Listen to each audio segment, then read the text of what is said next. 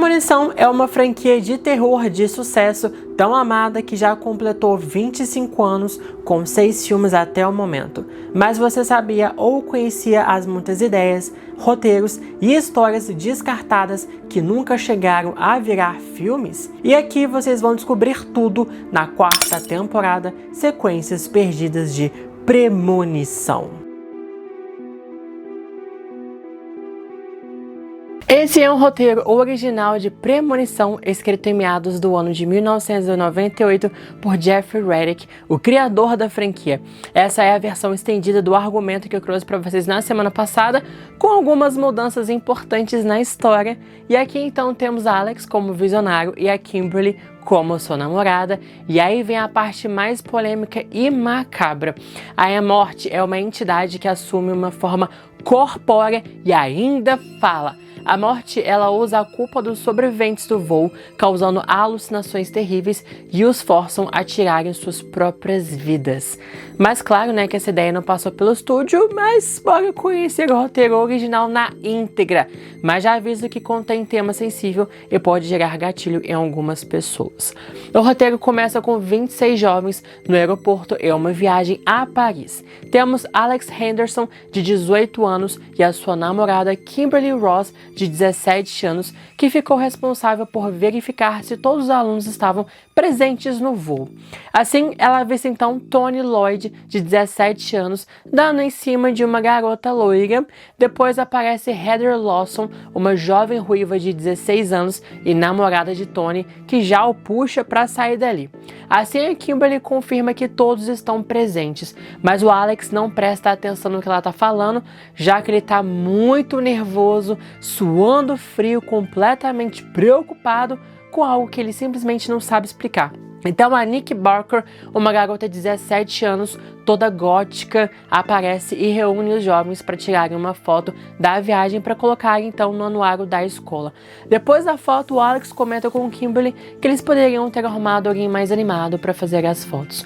Então aparece Brett Kelly, de 17 anos, vestindo um Armani, e percebe o nervosismo de Alex e oferece a ele algo para acalmá-lo a viagem inteira. Mas o Alex se rejeita porque sabe bem o que ele estava oferecendo ali. Brett é o filho do pastor, então é bem religioso. Atrás deles temos Monica Bellamy, de 17 anos, uma bela garota negra, que ao passar pelo detector de metais, o alarme dispara, ela fica completamente em desespero, já tentando se justificar que não fez nada, mas na verdade era somente uma joia de metal que ela estava usando, e depois ela tira e passa pela segurança tranquilamente. A sua irmã, a Lídia, ela revira os olhos para ela por conta dessa reação. Então os jovens vão entrando no voo 180 para Paris e Alex está tão nervoso que aperta demais a mão da Kimberly, que a machuca. Ela diz para ele poder se acalmar, que tudo estava bem.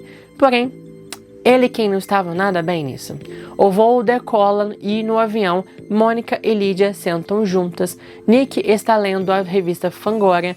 Heather briga com Tony sobre uma menina que ele deixou dormir na casa dele depois de uma festa, então ela se retira mudando de assento e deixando ele sozinho.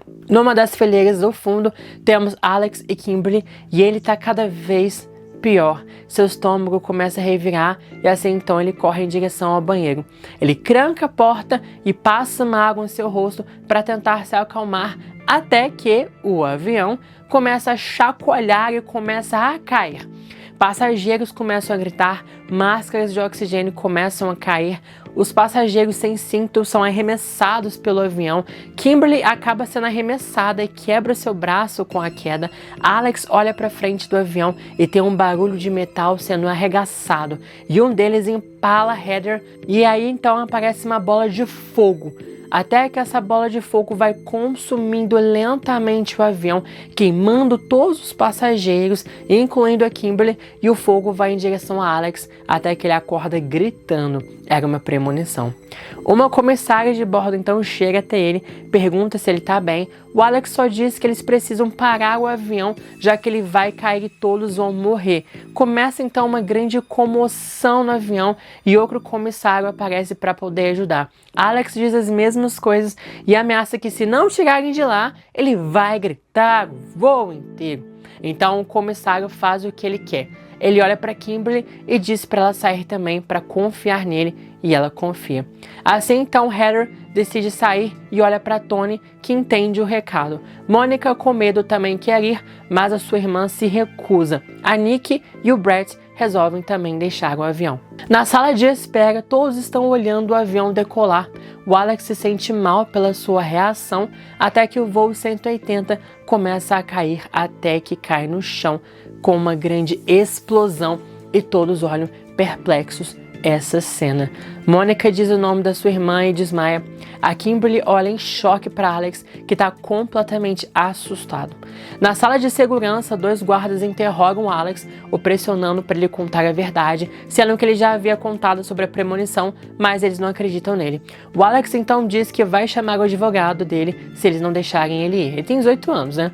Na entrada então do aeroporto, há uma movimentação enorme de repórteres contando sobre o acontecido. Depois a cena corta para o memorial na escola Lennox sobre as vítimas do voo 180. Há centenas de pessoas presentes e os sobreviventes também, incluindo Alex, estão sentados ali na frente do palco com uma placa com os nomes e fotos das vítimas. No final do memorial, o Alex caminha sozinho e avista um homem alto com um sobretudo parado estaticamente. Até que ele ouve então uma voz o chamando e é Elizabeth Bowman, a mãe de Donnie, um dos que morreram no avião, e ela questiona Alex porque ele e seus amigos saíram do voo, já que ela não acredita na sua história fantasiosa de premonição.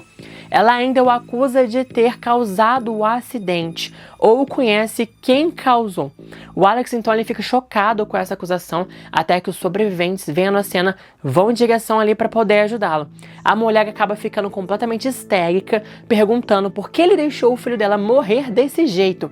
Alex diz que tentou salvar todo mundo. E aí então os pais do Alex também percebem a cena, chegam e pedem para a mulher deixá-lo em paz, até que antes de ir, ela ainda ameaça ele de que ele não vai se safar dessa. No dia seguinte, o Alex se prepara para ir para a escola e na TV tá passando a notícia do acidente do voo 180. Ele não aguenta mais essa história.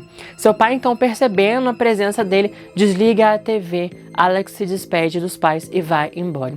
Na escola, o Alex espera a aula da Kimberly acabar e a encontra com Mônica, mas há um pouco de tensão entre o casal ali. A Kimberly está completamente distante e Mônica está preocupada com a prova, já que a sua irmã sempre ia bem e ela não tinha notas tão boas assim. No intervalo, então, eles acabam se juntando a Heather e Tony na cafeteria. Heather come uma salada, ela sempre está de dieta, porque o Tony implica com o corpo dela, mas a Kimberly sempre defende a Heather. Aí então chega Nick e Brett. E Tony é um chato extremamente implicante com todo mundo. Até que um aviãozinho de papel cai no colo de Alex e um idiota grita pra ele: "Ei, você não previu isso?"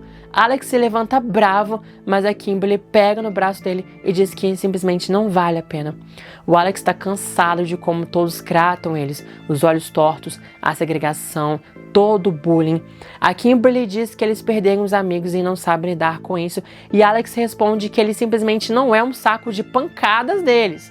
A Heather então disse para eles matarem a aula e irem para casa dela aproveitar a piscininha. Então, assim todos vão para a piscina de Heather. E ela diz então para Kimberly que ela é muito bonita e a garota então responde que ela também é e ela precisa enxergar isso nela mesma. A Heather diz que não tá a fim de enfrentar os idiotas da escola e ela se sente culpada por ter saído do avião.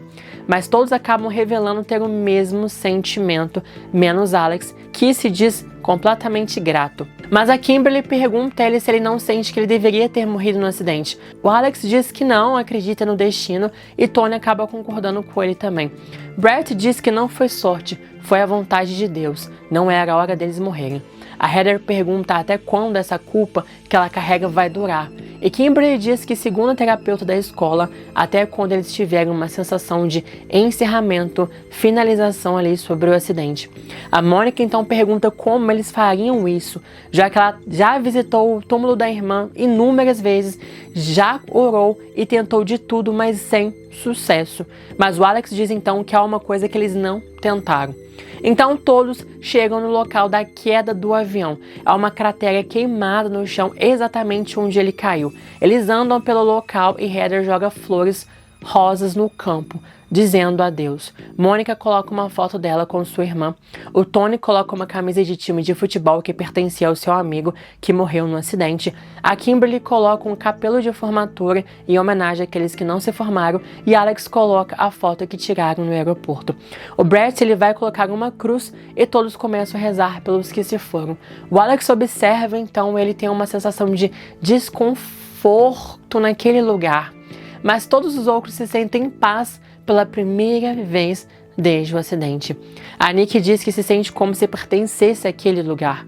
A Kimberly observa um item brilhante no campo queimado e ao pegar o objeto é um anel. E assim que ela pega do chão, uma mão sai da terra e pega o braço dela e ela começa a gritar assim que ela vê o seu próprio corpo queimado saindo da terra. Quando o Alex vai ajudá-la, ele ouve os outros gritando e quando olha para eles, ele vê que os outros estavam sendo puxados para debaixo da terra pelos seus próprios corpos carbonizados.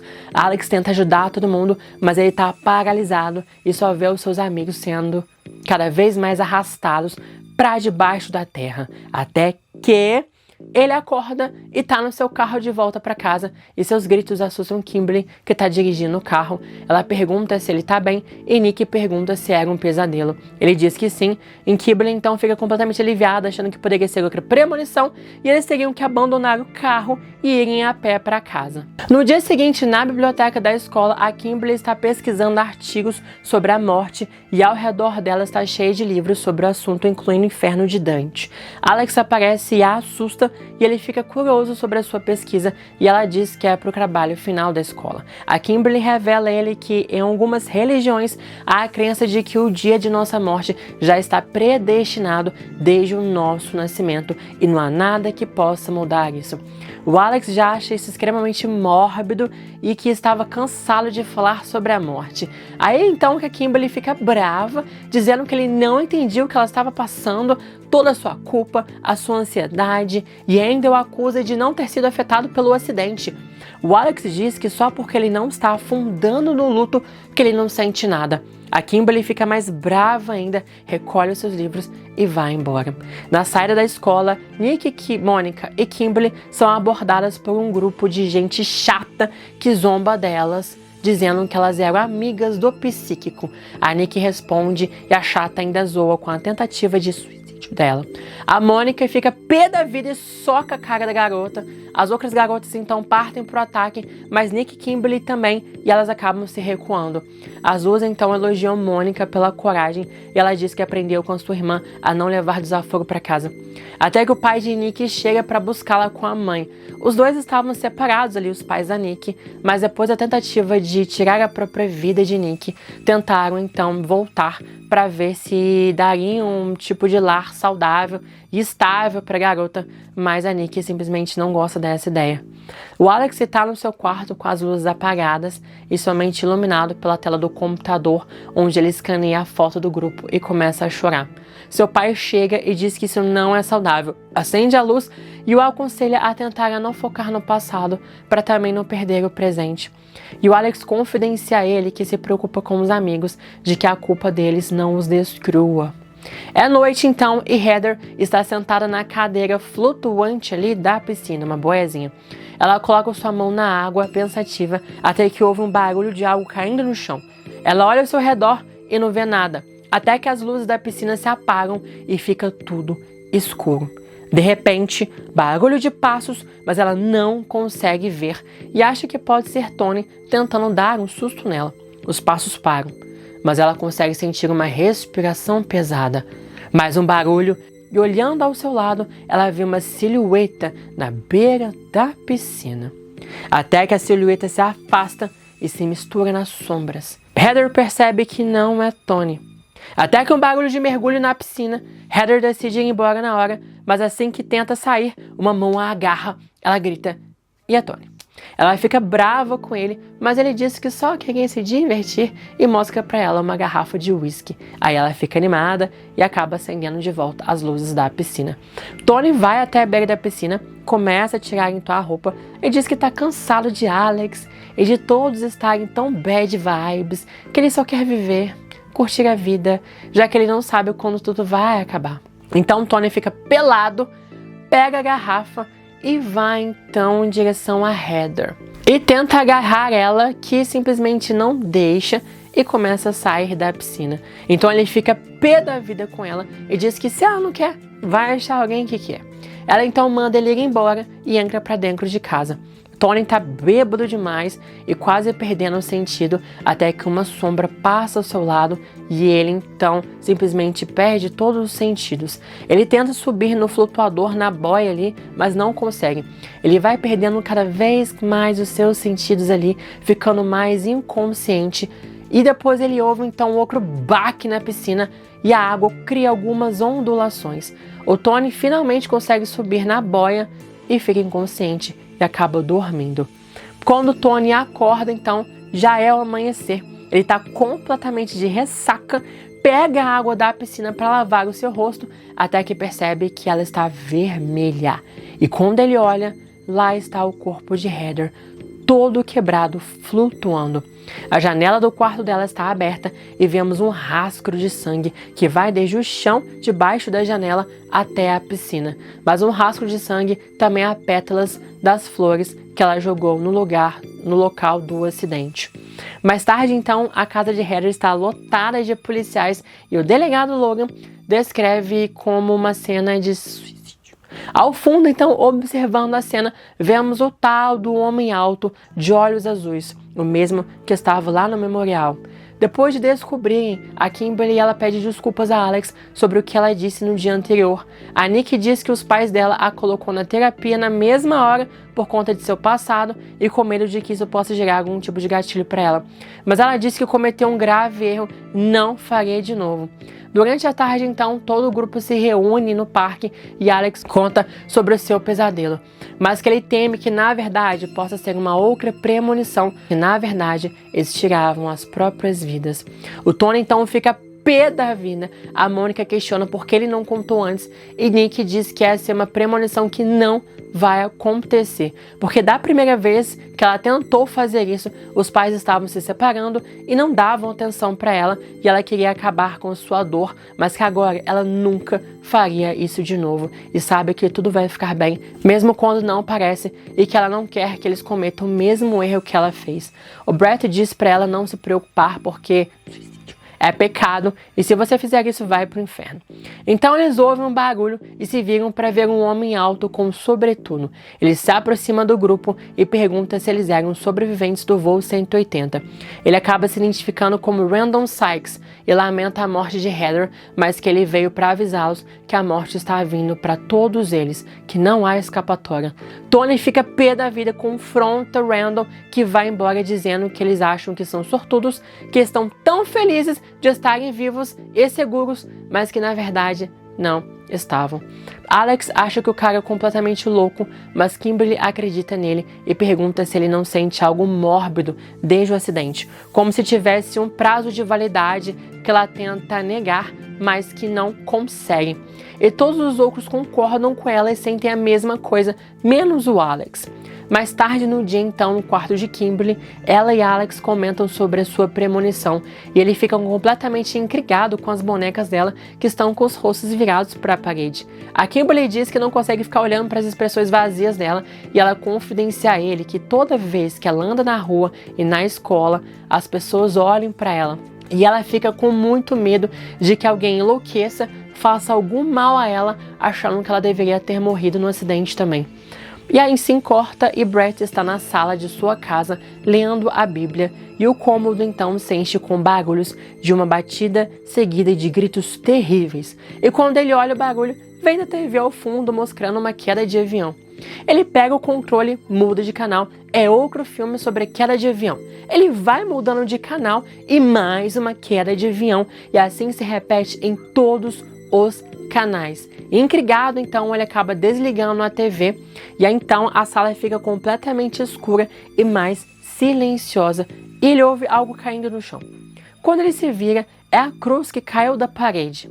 Ele pega a cruz, a pendura de volta. Assim que ele volta para o sofá, a cruz cai novamente. Ele volta a pendurar até que a cruz começa a brilhar e começa a ficar quente, queimando a sua mão. Na parede, a cruz começa a derreter e o metal borbulhando, começa a se espalhar, formando uma cruz na parede, ficando cada vez maior. De repente, a TV liga sozinha com o barulho do avião caindo e ele então começa a rezar.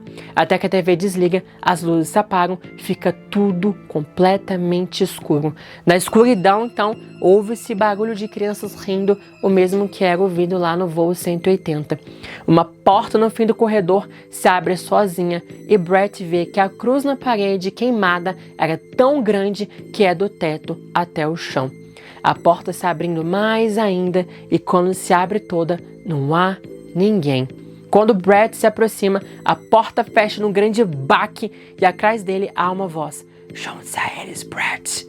A cruz na parede vai mudando de forma até que se transforma numa silhueta que parece sair da parede. O vulto ataca Brett e tudo fica escuro. Só ouvimos barulho de uma colisão, metal sendo amassado, vidro quebrando, fogo e no fundo Brett chorando e dizendo: Deus, por favor, me perdoa. Um grito mortal. Enquanto isso, o pai de Brett está dirigindo para casa até que seu telefone toca e a Brett pedindo desculpas a ele, dizendo que o iria abandonar. O pai fica nervoso, dirige o mais rápido possível para casa, mas assim que ele chega, a garagem da casa está aberta e ele encontra então o seu filho enforcado. Alex está tendo um pesadelo com o voo 180 em chamas, passageiros gritando, até que uma figura sombria emerge do fogo e ataca Alex. Mas o garoto acorda assustado com o pai. Na delegacia, o Alex está sendo interrogado pelo xerife Logan, que quer entender por que 2 dos amigos dele tiraram a própria vida. Mas o garoto não acredita nisso, principalmente Brett, que havia dito que é pecado e ele não queria ir para o inferno. O xerife diz que não havia sinais de arrombamento e Alex pergunta sobre o tal do Randall. O xerife então diz que investigou ele, que originalmente ele era de Chicago e se mudou para a cidade há 4 semanas. O Alex diz que isso é completamente suspeito ele aparecer logo depois do acidente do voo 180. Mas o xerife diz que ele tem um álibi na morte de Heather e que o pai de Brett ouviu o próprio filho se enforcando no telefone. Na casa então de Kimberly, o Alex entra no computador e acha os dados de Randall, seu telefone e seu endereço. Ele pega uma faca e quer se encontrar com ele. Os dois então dirigem até a casa de Randall, que fica bem no meio do nada, obviamente, e ao chegarem lá, há luzes acesas, os dois batem na porta, ninguém atende. O Alex começa a xeretar pela janela da casa até que o Randall aparece e os dá simplesmente um susto. Ele os convida para entrar e se sentam na sala. Alex começa então a perguntar sobre o que ele disse no parque.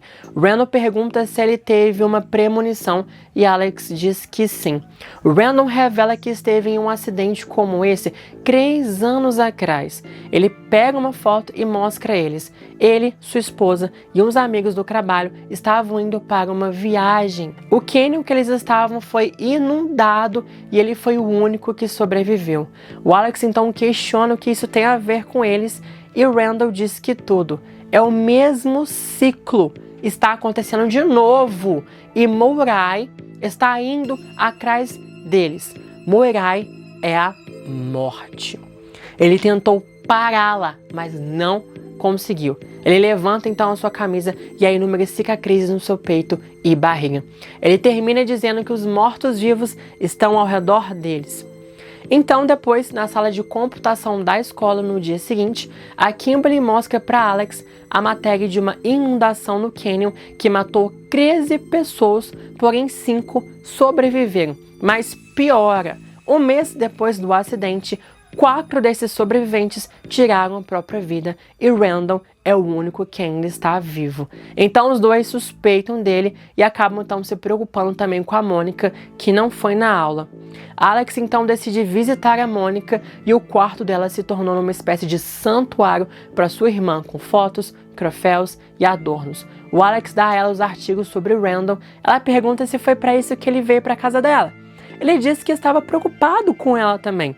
E ela diz que não precisa disso. Ela agora está melhor do que nunca, mais esperta, mais forte, igual a irmã dela. Lydia era a garota perfeita, sempre com as melhores notas, tudo dava certo para ela e seus pais a idolatravam e que agora eles a amam como a sua irmã. Alex diz que eles já amavam ela e que ela não era irmã dela, para ela tomar muito cuidado com essa comparação. Mas a Mônica então fica histérica e diz que não precisa ouvir o que ele tem para dizer. E o que ela deveria fazer? E ela se arrepende muito de ter ouvido ele antes e ter saído do voo 180. O Alex diz que salvou a vida dela, mas ela não se sente viva. Ela se sente morta por dentro. O Alex fala que só quis ajudar ali, mas ela diz que ele já ajudou bastante. Então, antes de ir embora, ele só diz para ela tomar cuidado. A Kimberly então está sentada na sua mesa até que leva um susto com o Alex na janela do quarto dela. O Alex diz que conversou com Mônica e pergunta a Kimberly se ele é a culpa pelo que aconteceu com Heather e Brett. Ela diz que não, e pergunta se ela responsabiliza ele por toda a culpa e o estresse que ela sente. E ela diz que é grata por ele, que se não fosse por ele, ela não estaria ali. E os dois então não estariam juntos. Os dois começam a se beijar, uns amassos e sexo. De volta para casa da Mônica, os pais dela adormeceram assistindo um filme na sala. Mônica tá tomando banho e vai pegar o seu gilete, mas não há nenhuma lâmina. Mônica procura, mas não encontra realmente nenhuma. Seus pais jogaram todas as lâminas fora.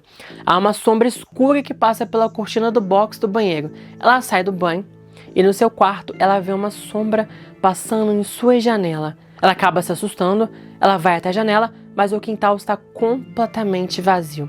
Quando ela se vira, ela vê pelo espelho que há um vestido florido em sua cama. O mesmo vestido que Lydia usou no voo 180. O vestido começa a queimar por um fogo invisível, mas atrás dela aparece Lydia do mesmo jeito que estava no voo 180. Mônica abre a boca para um grito, mas Lydia a silencia e diz que veio para mostrá-la o que ela perdeu. Lydia então toca no rosto de Mônica e há um flashback mostrando as duas no voo 180. Lydia gritando por ajuda de sua irmã, até que o metal do avião atinge Lydia e quase a parte no meio. O sangue espirra no rosto de Mônica. A menina acorda e sua irmã diz que ela sempre a invejou e odiava o fato que todos a amavam mais do que ela. O chão começa a pegar fogo. Lydia começa a derreter na frente dela e ela diz que agora é a chance dela ter tudo o que sempre quis e até mesmo pode se tornar ela agora que ela estava morta. Os pais de Mônica acordam com um cheiro de queimado. Ao seguirem o cheiro, eles vão até o quarto de Mônica e encontram a garota encharcada de perfume, álcool e outros líquidos inflamáveis. O pai chama por ela, mas ela diz que não era Mônica, e sim Lydia. Ela então acende o isqueiro e coloca fogo em si mesma. A Kimberly então pergunta a Alex, depois do sexo, se ela era uma boa pessoa por ficar feliz que ela não tenha morrido no avião, sendo que várias outras pessoas morreram. O Alex diz que é natural ter esse sentimento, mas a Kimberly se acha uma pessoa egoísta por pensar que era melhor eles terem morrido no lugar dela. O pai então de Kimberly simplesmente bate na porta. Alex acaba se escondendo no armário. No dia seguinte, mais uma vez na delegacia, o Alex quer que o xerife prenda Randall, mas não há provas para isso, não há evidências de que ele esteja envolvido, por mais que os casos sejam similares. Alex fica furioso que 3 amigos já morreram e ele não faz nada e ainda acusa o xerife de ser igual a todo mundo na cidade que acha que eles deveriam estar mortos. Mas o xerife tenta acalmá-lo e dizendo que fará de tudo para ajudar os garotos e que, inclusive, um grande amigo seu estava no voo 180 e morreu, e que ele não deveria acusá-lo de desejar a morte de ninguém.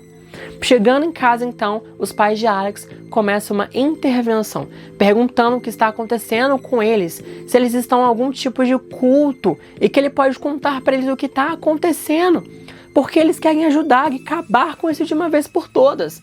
O Alex diz que se ele pudesse fazer alguma coisa, ele com certeza faria, porque ele não queria ter salvado todo mundo só para ver eles morrendo depois, então sobe para o seu quarto indignado. Percebendo que seus pais estão na cozinha, ele vai então até o quarto deles, procura pela arma do pai, mas só encontra as balas. Voltando então para o quarto, ele olha para a foto do grupo e passa os olhos pelos seus amigos, até que ele relembra onde eles estavam sentados no voo. Então fica perplexo com a descoberta. Ele vai até a casa de Kimberly e entra pela janela dizendo que Mônica não tirou a própria vida e ele pode provar. Ele pede então para ela a pasta com as informações dos assentos do voo 180. A Kimberly pega, dá para ele e Alex começa a explicar para ela que Heather estava sentado na frente do avião depois de ter mudado de lugar. Depois temos Brett sentado algumas fileiras atrás. Depois a Mônica, ou seja, as mortes estavam ocorrendo na ordem que eles deveriam ter morrido no avião. A próxima então é Nick. O Alex tenta ligar para ela, mas o telefone está ocupado. Ele diz que vai até a casa de Nick e que Kimberly deveria ligar para a polícia. A Nick, então, na casa dela, está no telefone com o seu pai e diz que agradece que ele está tentando fazer pela família, mas que ela não pode ser consertada e que a mãe dela é uma péssima mãe e uma péssima esposa e não quer jantar com eles e desliga o telefone. Ela desce as escadas, começa a lavar a roupa na máquina de lavar até que ela ouve um barulho e acha que simplesmente é a sua gatinha ali, a Lilith. Porém, só vê então uma grande escuridão do cômodo ao lado. A máquina faz um barulho e assusta. A gata pula das sombras, assustando de novo. A Nick vai subindo as escadas, o telefone toca, mas é somente estática. Ela anda pela casa para pegar sinal e é Alex dizendo a ela para sair de casa porque está em perigo. Ela sai correndo pela casa até chegar na porta da frente, ouve um barulho atrás dela e observa uma figura sombria tomando forma e se movendo em sua direção. Abrindo a porta da frente da casa, ela se depara com uma figura na sua frente e grita. Mas é o xerife. A casa dela agora está infestada de policiais. Nick, ao telefone com Alex, conta pra ele que ela também mudou de assento e se sentou atrás de Tony. Ou seja, Tony é quem o próximo. Alex então dirige até o parque e vê uns garotos bêbados. Ele pergunta sobre Tony e eles dizem que ele tinha acabado de sair para pegar o trem para casa. O Tony, bêbado, está na estação de metrô. Ele havia acabado de perder o trem e precisa então esperar o próximo. Ele ouve um barulho no túnel e vai checar, mas sem sinal do trem, somente uns ratos ali nos trilhos. Até que uma voz chama seu nome, Tony! E ele vê Heather vestindo uma camisola e ela pergunta a ele por que não era boa o suficiente para ele. Porque ele ficava atrás de outras garotas. Ela começa a chorar e sai lágrimas de sangue. Tony pede desculpas e diz que não queria machucá-la, que ele a amava. Mas, se ele a amava, por que deixou ela morrer sozinha? Ele pede desculpas mais uma vez, porém ela pergunta se ele sabe o que ela fazia por ele. Ele diz que sim, mas ela fica irritada e grita, sabe mesmo? Ela então abre a boca, começa a vomitar e a vomitar violentamente, até que o líquido se torna vermelho. Ela se aproxima dele, ele vai se afastando, chorando e pedindo para ela parar, até que ela vomita até mesmo seu intestino. Alex chega nesse momento e vê Tony gritando por Heather, mas para Alex a plataforma está vazia. Alex grita por ele e Tony pede ajuda. Alex diz que não tem ninguém ali, mas Tony diz que Heather está bem na sua frente. Mas só o Tony consegue vê-la. O corpo de Heather agora está completamente seco, como um cadáver. Tony pede desculpas de novo, e de novo, e de novo, e ela diz, o quão arrependido você está. Tony se joga nos trilhos. O trem se aproxima, mas o tempo congela e tudo para, exceto para os dois. Depois ecoa uma voz pelo túnel dizendo, Alex. Alex olha para o túnel e vê uma figura sombria se materializando. Alex pergunta quem ele é e só diz, Alex, não interfira com o que é para ser. A figura se aproxima e volta a dizer, olha o sofrimento que você trouxe a eles. Tony pede ajuda a Alex e a figura diz, junte-se a eles, Tony. O tempo retorna e o trem esmaga Tony. O trem para, os passageiros e o maquinista descem, a figura desapareceu. O Alex sai correndo e todos acham que ele pode ter empurrado o tal do morto. Quando o Alex chega no parque, a voz retorna. Você não pode parar isso, Alex. Alex grita perguntando o que ele quer e tem a resposta. Acertar as coisas. Alex chega na casa de Kimberly atordoado e os dois vão pro quarto. Alex conta sobre a troca de assentos e que Tony está morto e que ele viu algo inumano, uma espécie de deus ou demônio, e contou tudo o que aconteceu. A Kimberly acredita nele e diz que se lembra de onde ouviu o nome Moirai. Ela pega um livro e mostra para ele que é o nome das deusas gregas do destino, que coletam as almas dos mortos quando morrem. Ela mostra outras fotos até que Alex vê uma que é muito parecida com a figura, o anjo da morte.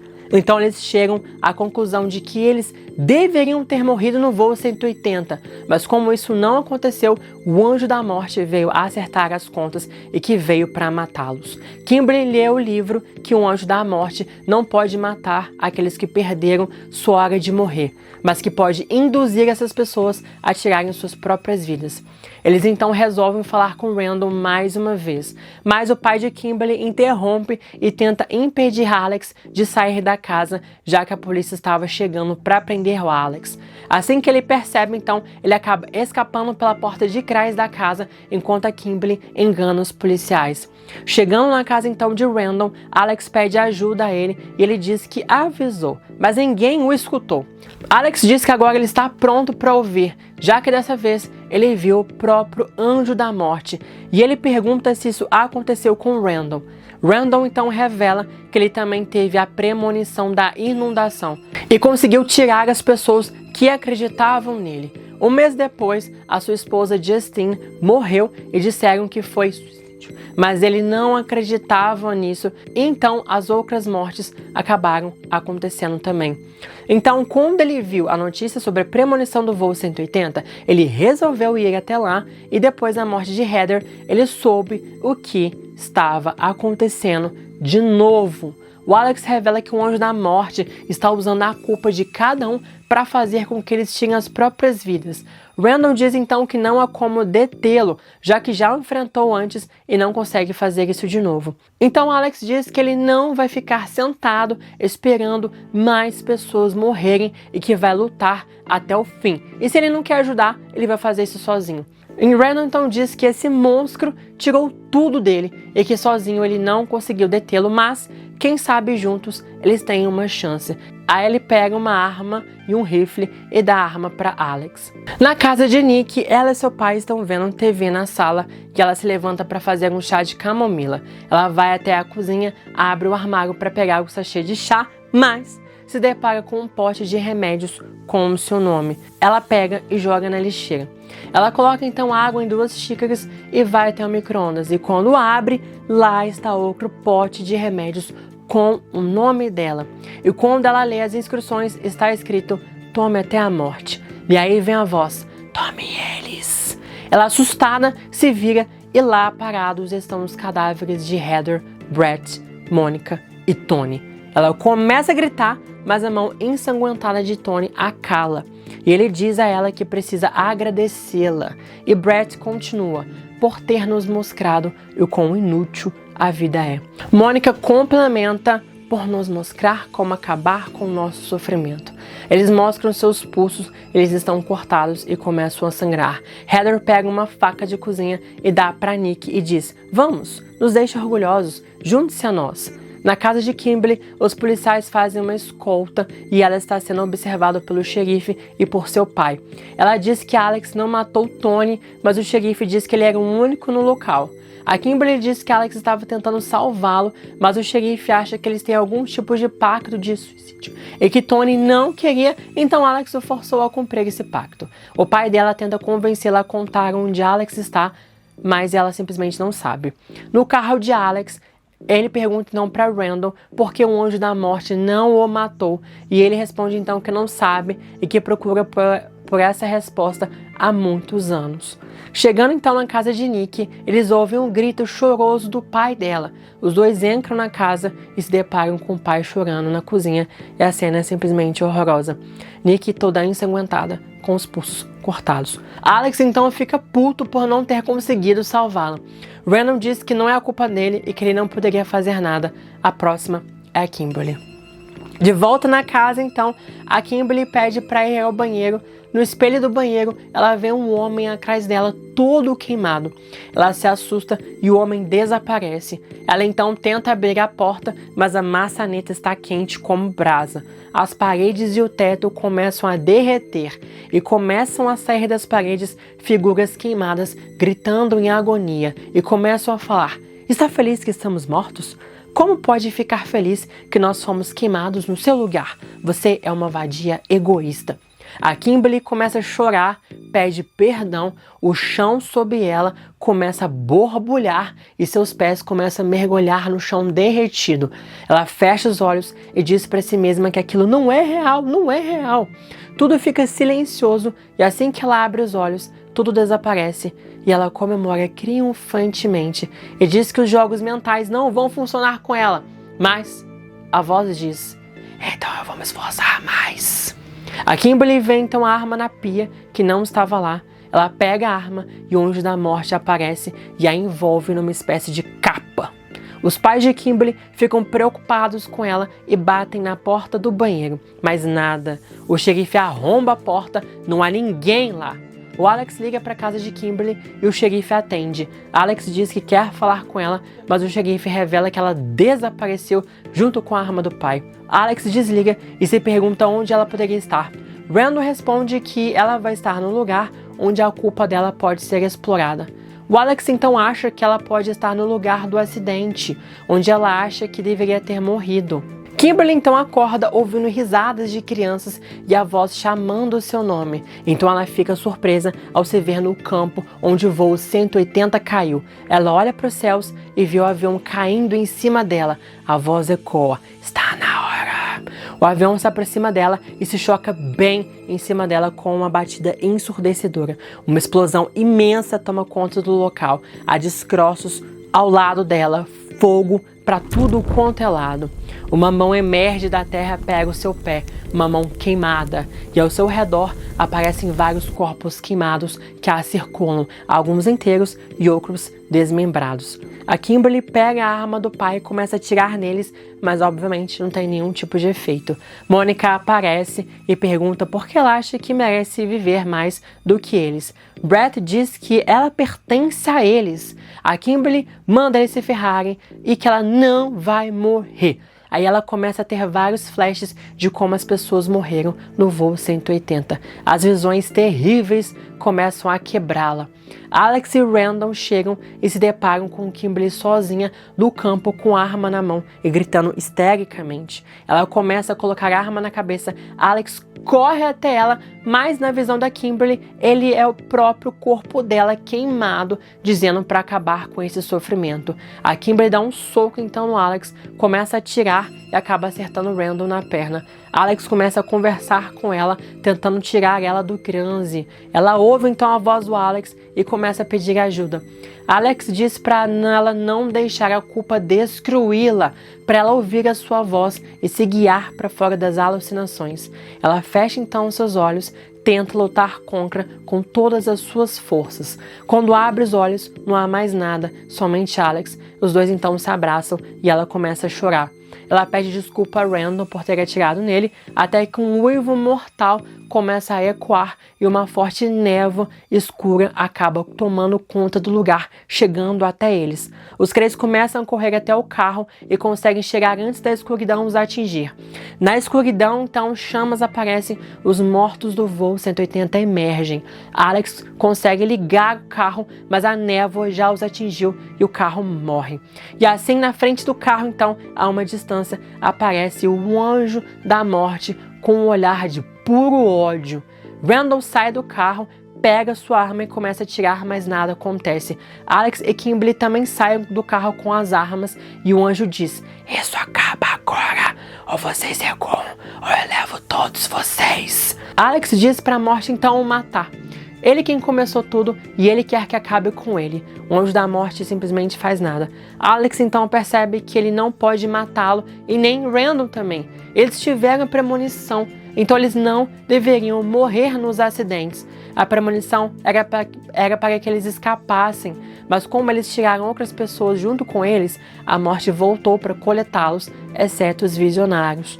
O anjo da morte pega Alex pelo braço e o quebra. Randall atira nele e o afeta de alguma forma ali. E o Randall então zomba dele dizendo que pode até machucá-lo, mas não pode matá-lo. O anjo então com ódio se vira e diz: "Você está certo, não era sua hora, mas agora é." Em um movimento rápido, ele arranca a cabeça de Randall. Então a morte pega Alex pelo pescoço e diz o que Kimberly deve fazer para salvá-lo. Kimberly atira na morte, então ela quebra a perna de Alex, que grita em agonia. A Kimberly chora e desiste. Ela pega a arma e aponta para sua cabeça. A morte larga Alex e vai em direção a ela. Está na hora. Kimberly se vira para Alex e diz que o ama. Alex não consegue emitir nenhum tipo de som por conta da dor. Os batimentos cardíacos de Kimberly batem forte, mas há um outro batimento cardíaco vindo dela. Assim que a Kimberly aperta o gatilho, ela é impedida e o tiro então acaba sendo atirado pelos céus. Ela abre os olhos, o anjo da morte é sugado para dentro da terra, a névoa começa a sumir e tudo se acalma. Ela corre até Alex, os dois se abraçam e tudo havia terminado. Era o que eles pensavam. 8 meses depois, estamos no hospital e Kimberly está em trabalho de parto. Alex é ao seu lado e quando o bebê nasce é uma menininha. Mas de repente, as luzes começam a piscar e no corredor eles ouvem um barulho cada vez mais alto. Kimberly pega a mão de Alex e de repente a porta se abre violentamente e o anjo da morte aparece. Kimberly grita e tudo escurece. Já que Kimberly teve o bebê, agora é hora de coletar a alma dela. Fim do roteiro. Eita, nossa senhora, é um roteiro bem pesado, né? E por isso então não passou pelo crivo do estúdio, que achou a história macabra, mórbida demais e também, claro, um pouco polêmica, né? Além de quererem algo mais realista também para a história do filme, aí então descartaram esse roteiro, contrataram James Wong e Glenn Morgan como roteiristas que reescreveram toda a história, que vai ser o próximo episódio aqui que eu vou contar pra vocês, o segundo roteiro de Premonição, que é bem basicamente a versão final que a gente ganhou, mas mesmo assim também tem alguns detalhes que foram cortados do filme, principalmente o final, que foi mudado depois de algumas críticas, final alternativo que eu já trouxe aqui pra vocês no canal. Mas enfim, galera, o que vocês acharam da história original de Premonição? Bem diferente, né? Assim, vocês gostariam de ter visto o filme ou preferem a versão que ganhamos? A morte aparecendo, conversando, ela é corpórea, toda essa alucinação. O que vocês acham sobre isso, galera? Simplesmente, eu acho que eu prefiro mais a versão que a gente ganhou mesmo. Mas enfim, deixem o like de vocês, se inscrevam no canal e vou deixar a playlist com todos os episódios até o momento de Sequências Perdidas de Premonição. Caso vocês não tenham assistido os vídeos anteriores, vão lá, cliquem e assistam também. E até o próximo episódio. Death doesn't like to be cheated.